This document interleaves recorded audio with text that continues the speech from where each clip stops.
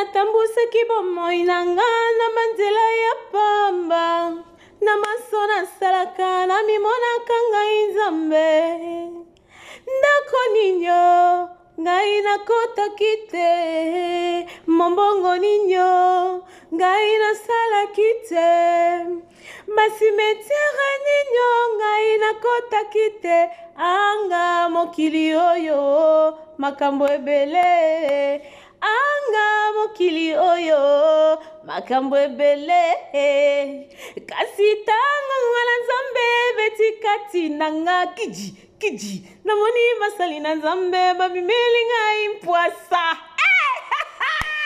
Voilà la grande famille de B52, la mignonne officielle. Voilà au moins votre humble servante, Maman B52. Je suis là pour vous servir. Balobi, ici chez B52, la mignonne officielle. Tout ça là, on a pour nous la bino en tout cas. Soki akoloba izali, to manka kate to ya kapo na ko solo là. You pose aux moi un plus au ticket biso dans commentaire et au ça la biso vrai bien. Ndenge bande ko na biso ko ngola braza balobaka. Donc ce que zali mbala no ya liboso ya ko kota na libaku ya ko landa biso na mokolo ya lelo biso to za B52 la mignonne officielle. Au mona na si wana au s'abonner, au aimer, au commenter et puis au partager. Oyoka nini o Maman B52 ayei na yango na mokolo ya lelo. Famille bota, shalom. Bisika biso ezomi bino en tout cas nzamba lola apambola bino, nzambe amona bino abakisela bino ya musuni. Nzambe la radi pina baby singai. Dipina ba charge baby singai ya musuni babi famille bota en tout cas dans les calmes tout va bien. Nzamba mona bino badina chou ba pécha lover en tout cas nzambe o ala la kati animbarate amona bino bisika nyonso bozwami bino.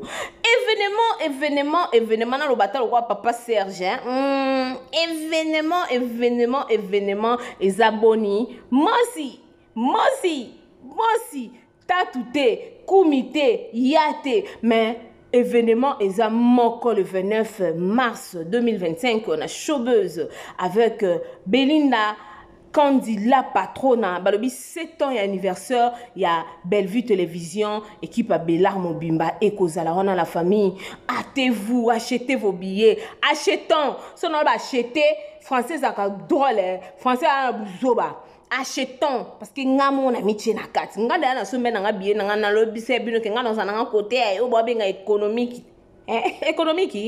côté ba te belé wana biso ba $10 ngana za côté na pona lingi pena lo yenge na lingi jurana na no mona kaida na gangi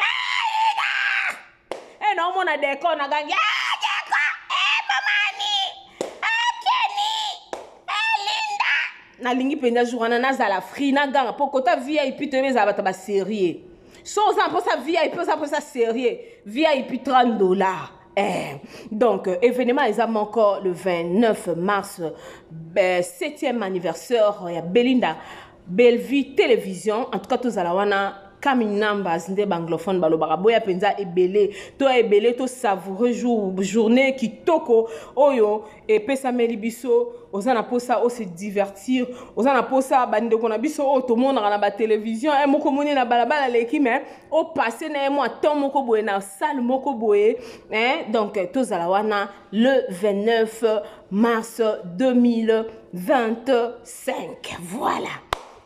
Mon aîné, balo. Hey, Zambe biso bana liboso. Bellevue lelo ayeli biso nini na titre film oh mon aîné. Bandeko boyebi lobiti na ta film wana. Nazo landela yango tableau par tableau. Nazo lingana comprendre histoire oyo eza na kati ya famille ya papa nanga Turbo na mama na biso Ani. Nazo lingana comprendre balimba te ya biso nini na dakosta ya na baleki nemi bala basi. Nali nazolinga comprendre na famille ya maman na biso étoile na bana na ya basi mibale Sylvie na Maria sœur Maria nazolinga comprendre bande wonanga Bellevue abombeli biso nini Bellevue abombeli biso nini na ba film na biso déjà za na batu misusu soka tali déjà premier épisode ya film a vu déjà idée abi film onde na omonela ngo ezabwe totali na partie ya couple ya Vini na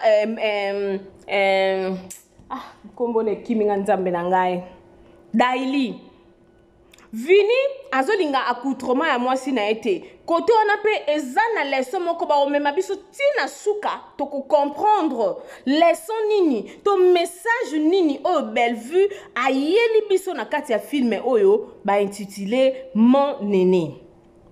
La grande famille de B52 la mignonne officielle. Nga pour l'instant non na comprendre pendate parce que na linga koloba makambo na maîtriser na tele film na lobby na bandela ngo 2 fois.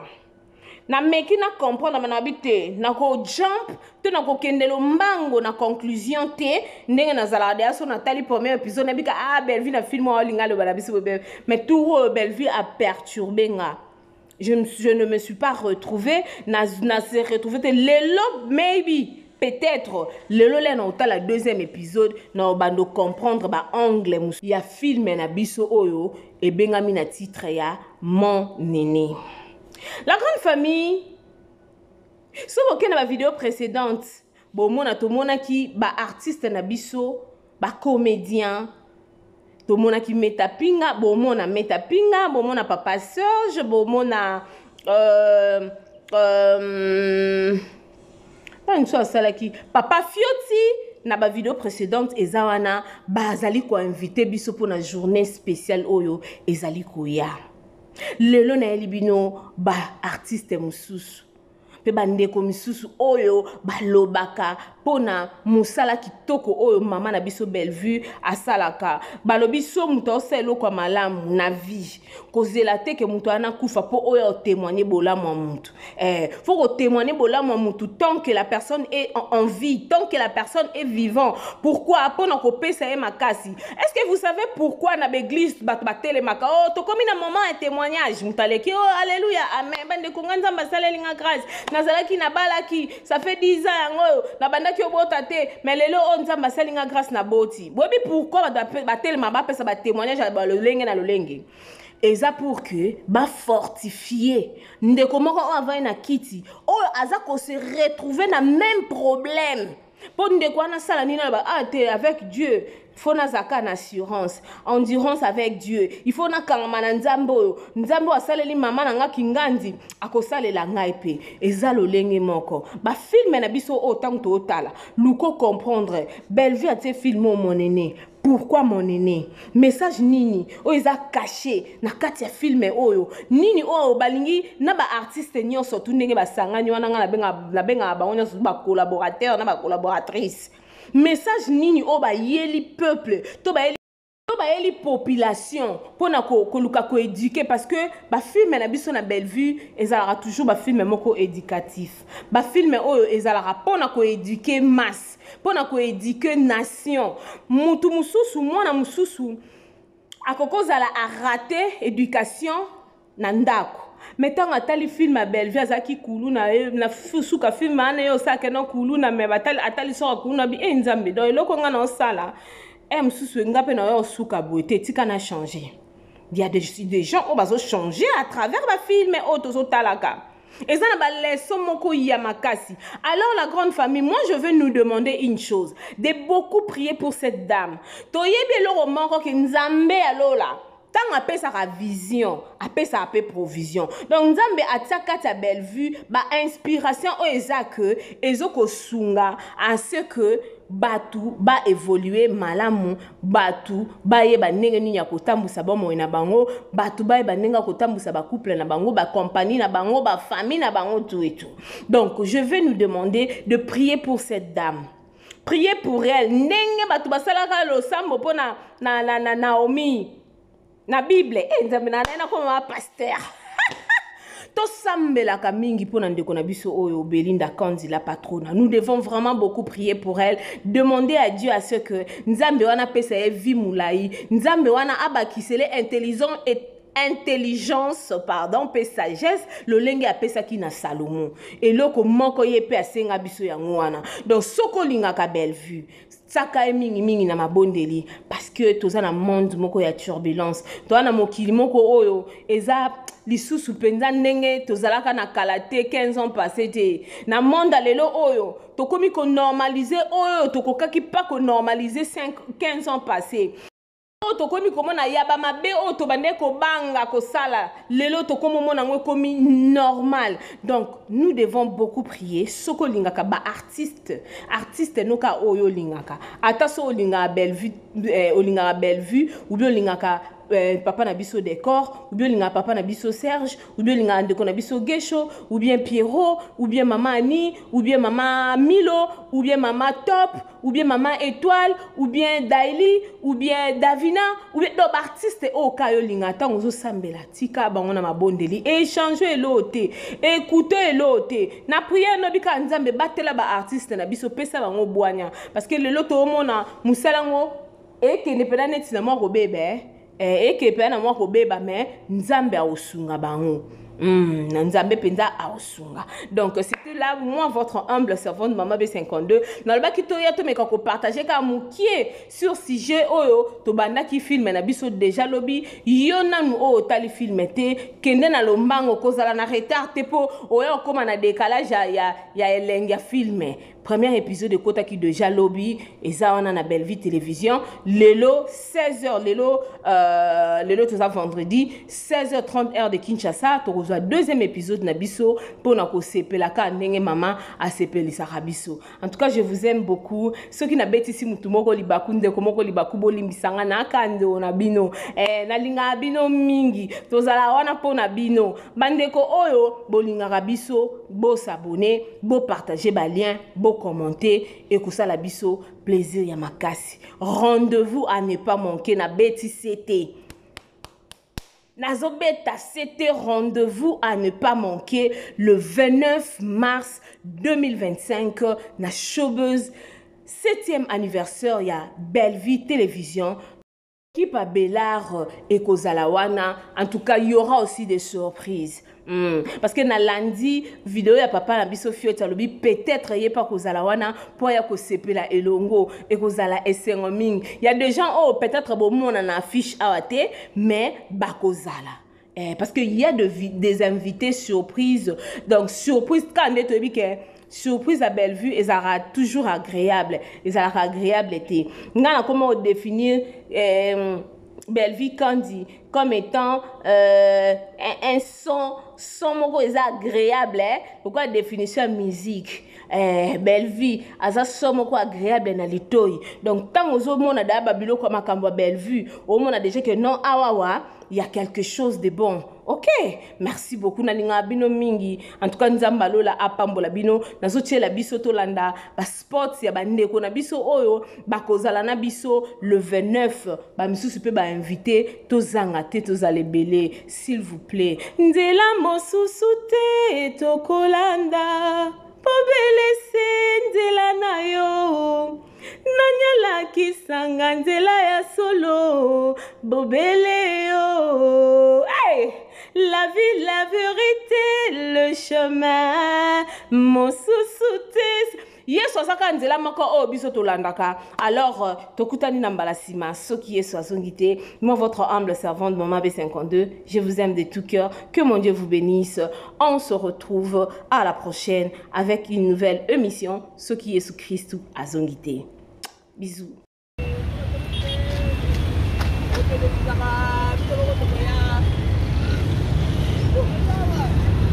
Nozawa, nous allons salement, pas de distraction, distraction surtout, il y a tout ça raté. Tout ça la promotion, tout ça dans le mois de mars déjà, le 13 mars, Jericho Betos sort bien le 13 mars, Jericho Betos, tout ça on a déjà. Jericho, alors, c'est ça déjà. Oh, là ça dit plein d'émissions, avec des gars qui sont pour chaud, il y a rien à oublier.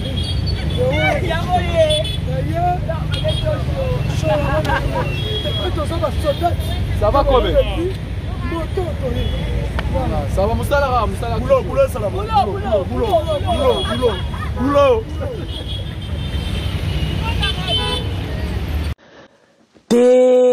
Ya kolobeze belé. Non. Date oyo il faut qu'on aille le 29 mars. Na Showbuzz. Mais non, tu peux pas me faire ça. Oui, Natim Seko na bizwa kaka mbongo wana. Oyo sala likambo na emisa ki wana ko sala ngo sute. Somaka batike. Oui, bokena bana, bokende, puis voilà, torokuta na kakuna. Le 29 mars, na Showbuzz avec Bella Production. Oui. Oh, ba artiste, nyo so ba Rosala, ba Gesho, ba Nani. Oh, ya. Yé moro Belvi Kandia Rosala. Non, ba maman Marie-Hélène. Non, ba Rosala Bele, ba onyo soyo, yé maman Ani Biasi. Je te dis, Kenny Rosala. Oui, Aïda. Oh, Aïda Rosangate, talakaka. Non, naebi kolinga grâce luzolo makasi. Oui, a Ozangate, Ozala. Ah, Linda. Non, Linda Kozangate. Yo donc, ah, il y a émission bongo. Que ya oyara pour la Linda. Ah, mais c'est bien, c'est une bonne chose. Donc, rendez-vous à Kamoko. Oui, Nation Solo là. Le 29 mars, la Showbuzz, la famille, ça va chauffer. N'hésitez pas. Si vous êtes amoureux du théâtre, vous aimez bien de la comédie, vous aimez bien rigoler un peu, moi, pourquoi? Moi, que c'est qu'en famille, venez en famille, venez avec les amis, ma camarade, ma copine, ma copain, venez, boya to seka nanu, to seka gogo, to seka en cascade, to seka sans trucage, et on a vraiment du vrai. Donc venez, Bella Production, abonnez-vous bien, ne manquez pas parce que ces jours-là, ça sera juste du waouh. Alors, tu écoutes le 29. Le 29 mars à partir yo ebikaka ba détail yango na yaya na ke no beta moi tourna zo mpépé na uti église na lemi mais non zo mpépé à suivre le 29 hein. À suivre. Hey yeah! Depuis année bandi oningisi nzoto te tala occasion yango yo olata obima osepela na temple ya artiste ya grande renommée o yebana ezali Showbuzz yaka ko vivre pe ko fêter 7 ans ya Bellevue TV o yezali cadeau signé Bella Production andimi à offrir bino spectacle riche en couleurs le 29 mars oyo avec ba one man show oyo ba komema bino na niveau bolingaka bon retrouver ambiance bon retrouver bonne humeur oyo nanu bozwa quitté depuis début année avec ba one man show lokola décor ilonga Gladys Aïda, Maman Kalunga, Maman Moseka, Marie-Jeanne Bololé, Gesho Engange, sans oublier Yemoko Belvi Kandi, Akozalawana, Pona Kosepelisa bino. Yo muto tuninga droit d'entrée, et ezali na $10 ya pamba,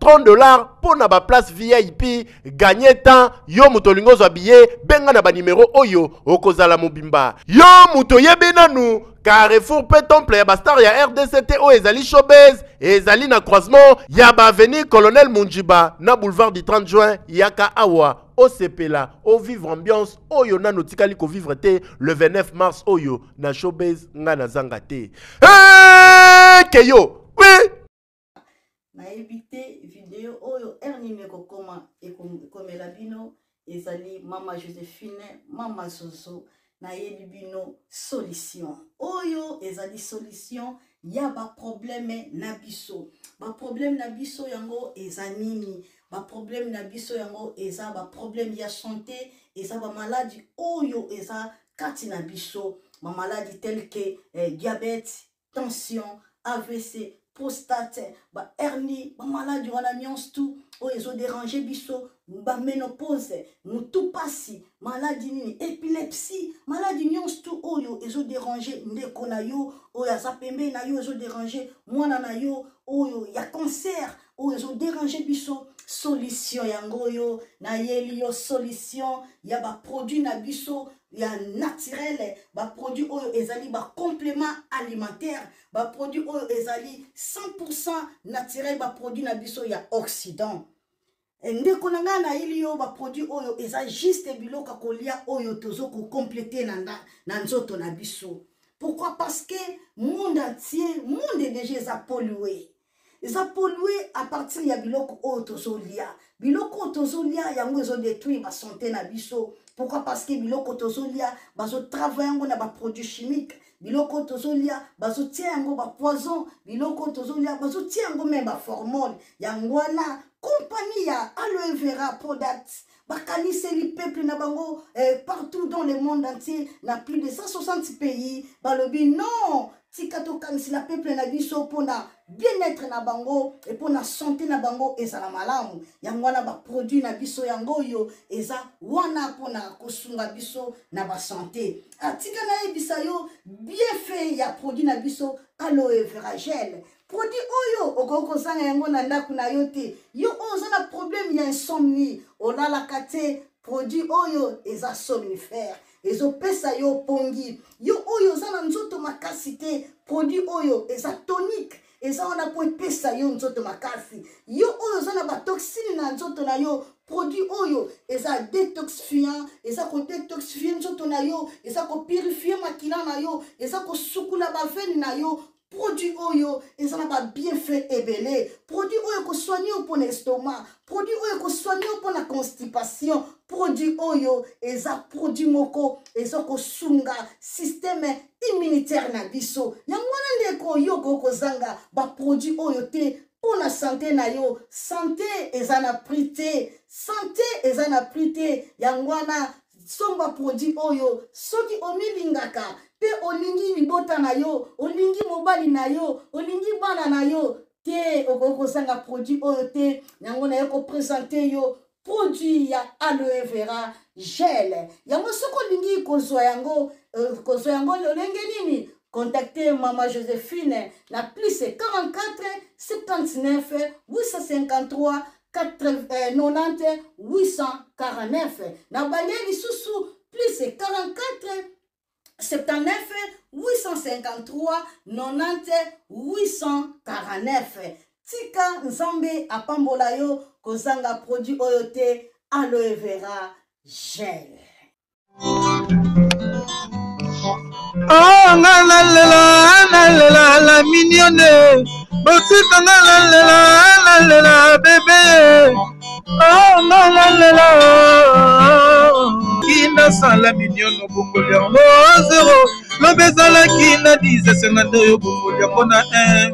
Yango zopesa posa kozongisa nga bébé na mbuma.